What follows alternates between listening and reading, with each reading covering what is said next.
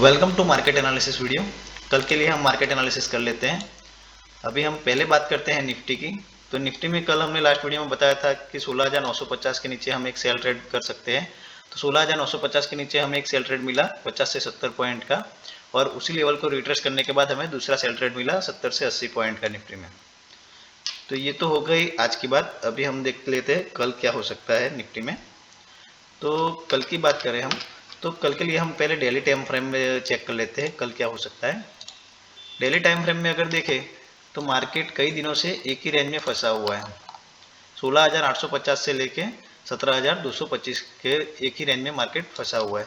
जैसे ये 17,250 के लेवल को ब्रेक करेगा तब हमें 2-3 दिन में 17,500 से लेके 17,800 तक के लेवल देखने को मिल सकते हैं। और नीचे की बात करें तो नीचे अभी फिलहाल दो सपोर्ट है, 16,800 और 16,750 का दो सपोर्ट है। जैसे ये 16,750 को ब्रेक करेगा तो नीचे में हमें 16,500 तक के लेवल देखने को मिल सकते हैं।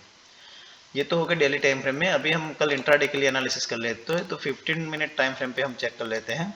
तो 15 मिनट टाइम फ्रेम पे अगर हम देखें तो कल के लिए रेसिस्टेंस निकल के आता है 17,150 का, और सपोर्ट निकल के आता है थोड़ा देखें तो 16,925 के आसपास का।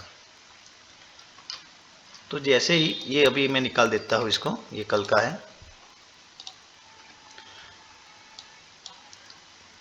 तो कल अगर सपोज निफ्टी फ्लैट ओपन होने के बाद 17,150 के लेवल को क्रॉस करती है तो हमें एक बाई साइड का ट्रेड मिलेगा, जिसमें हमारा पहला टारगेट रहेगा 200 से 225 का, 17,200 से 225 का, और उसके ऊपर सस्टेन करता है तो 17,300 तक के टारगेट हमें देखने को मिल सकते हैं। और अगर नीचे की तरफ बात करें, फ्लैट ओपन होने के बाद नीचे की तरफ निफ्टी आती है तो नीचे में हमें 16,900 क्रॉस करने के बाद 16,925 को क्रॉस करने के बाद हम सेल ट्रेड लेंगे, तब तक नहीं लेंगे। तो 16,925 को क्रॉस करने के बाद हमें 16,850 तक के टारगेट देखने को मिल सकते हैं सेल साइड में, और उसके नीचे अगर सस्टेन करता है 16,850 के नीचे तो 16,800 तक के भी टारगेट हमें देखने को मिल सकते हैं। ये तो हो गई फ्लैट ओपनिंग की बात। अगर मार्केट गैप अप हो जाता है, थोड़ा बहुत गैप अप होता है तो कोई दिक्कत नहीं है, बट सपोज ज़्यादा गैप अप हो जाता है 100-150 पॉइंट का, तो फिर हमें वेट एंड वॉच मार्केट रहेगा हमारे लिए।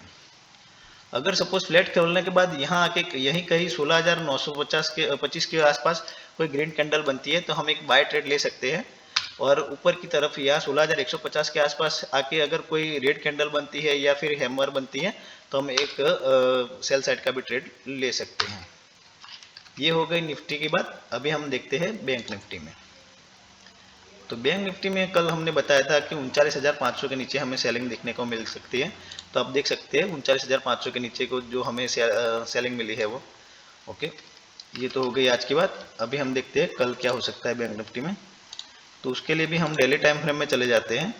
तो डेली टाइम फ्रेम में बैंक निफ्टी में भी देखें तो बुल्स ने काफ़ी ट्राई किया हुआ है, बट फिर भी वो ऊपर नहीं ले जा पा रहे हैं। तो इसमें हमें नीचे का जो सपोर्ट लेवल है वो है 38,600 का, और ऊपर का जो रेसिस्टेंस है 39,900 का।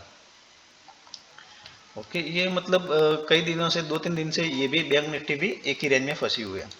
तो कल इंट्राडे के लिए हम 15 मिनट टाइम फ्रेम पे इसका एनालिसिस कर लेते हैं। तो इसका देखिए अगर 15 मिनट के लिए, तो कल मैं ये कल का है जो उसको रिमूव कर देता हूँ पहले। तो कल हमें बाइंग प्लान करना है। तो बाइंग प्लान करने के लिए हमें 39,500 के ऊपर ही हम बाय प्लान करेंगे, तब तक तो नहीं करेंगे। बट अगर किसी को स्कैल्पिंग ट्रेड लेना हो तो वो ले सकता है 39,400 के ऊपर एक स्कैल्पिंग ट्रेड भी ले सकता है। इसके ऊपर एक स्कैल्पिंग ट्रेड बनेगा, बस 100 पॉइंट का टारगेट रहेगा हमारा। तो अभी फिलहाल जो रेसिस्टेंस है वो 39,500 का है, और उसके ऊपर 39,700 और 40,000 तक के रेसिस्टेंस निकल के आते हैं बैंक निफ्टी में। तो नीचे की बात करें तो नीचे में हमें 39,150 का सपोर्ट है। ओके, तो सपोज कल बैंक निफ्टी यहीं कहीं ओपन होती है फ्लैट ओपन होने के बाद सीधा ये 39,500 को ब्रेक करती है तो हम एक बाई साइड का ट्रेड लेंगे, जिसमें हमारा पहला टारगेट रहेगा 39,700 और दूसरा टारगेट रहेगा 39,900 से 40,000 तक का। ये तो हो गई अप साइड की बात। अभी सेलिंग साइड के देखें तो 39,150 के लेवल को जब तक ब्रेक नहीं करेगा तब तक हम शॉर्ट साइड का ट्रेड नहीं लेंगे, क्योंकि मार्केट काफ़ी दिनों से अप जाने की कोशिश कर रहा है। अगर कल यही 39,250 के आसपास अगर हमें कहीं एक ग्रीन कैंडल देखने को मिल सकती है या फिर बुलिश इंफ्लुइंग देखने को मिली तो हम एक बाय साइड का ट्रेड ले सकते हैं। बट हम सेल साइड का ट्रेड सिर्फ और सिर्फ 39,150 के नीचे ही लेंगे, तब तक नहीं लेंगे। और उसमें भी हमारा टारगेट रहेगा 38,950 तक का।